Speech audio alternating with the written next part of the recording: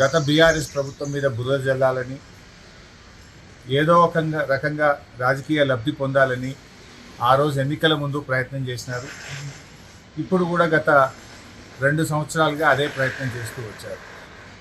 రకరకాల లీకులను పంపుతూ, అక్రమ కేసులు బనాయిస్తూ, ఏదో ఒక రకంగా బీఆర్ఎస్ పార్టీపై బురద జల్లే ప్రయత్నం చేసినారు. కానీ నేటి తీర్పుతో ప్రాథమిక హక్కులు, సహజ న్యాయ సూత్రాలను విస్మరిస్తూ ఘోష్ కమిషన్ ఇచ్చిన రిపోర్టు చెల్లదని, ఆ రిపోర్టు ఆధారంగా ఎలాంటి చర్యలు తీసుకోకూడదని రాష్ట్ర సర్వోన్నత న్యాయస్థానం ఇచ్చినటువంటి తీర్పు రేవంత్ రెడ్డి గారికి, కాంగ్రెస్ పార్టీకి చెంపపెట్టు.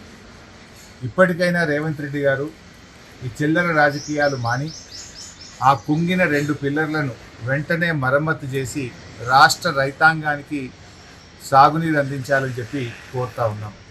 ఎందుకంటే ఇప్పటికే 2.5 సంవత్సరాలు విలువైన సమయాన్ని వృధా చేశారు. కాళేశ్వరం ప్రాజెక్టులో 100 కాంపోనెంట్లలో మేడిగడ్డ ఒక కాంపోనెంట్.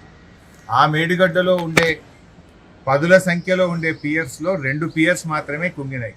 దాన్ని మరమ్మతు చేయకుండా 1,00,000 కోట్లు కొట్టుకుపోయినాయని, కూలిపోయిందని, కూలేశ్వరమైందని పదే మాట్లాడుతూ ఒక అబద్ధాన్ని 100 సార్లు చెప్తే నిజమవుతుంది అనేటువంటి విధంగా గోబల్స్ ప్రచారానికి కాంగ్రెస్ పార్టీ పాల్పడ్డది.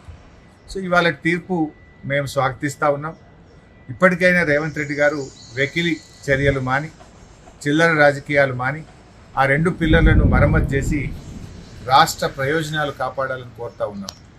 ఎప్పటికైనా కాళేశ్వరమే ఈ రాష్ట్రానికి ప్రాణాధారం అవుతుంది. హైదరాబాద్తో సహా మరి 70% తెలంగాణకు త్రాగునీరు అందించే ప్రాజెక్టు కాళేశ్వరం ప్రాజెక్టు. మరి దాదాపు 37 లక్షల ఎకరాలకు సాగునీరు అందించే ప్రాజెక్టు కాళేశ్వరం ప్రాజెక్టు. రాజకీయాలకు అనేక అవకాశాలు ఉన్నాయి, రాజకీయాలు చేయడానికి అనేక వేదికలు ఉన్నాయి.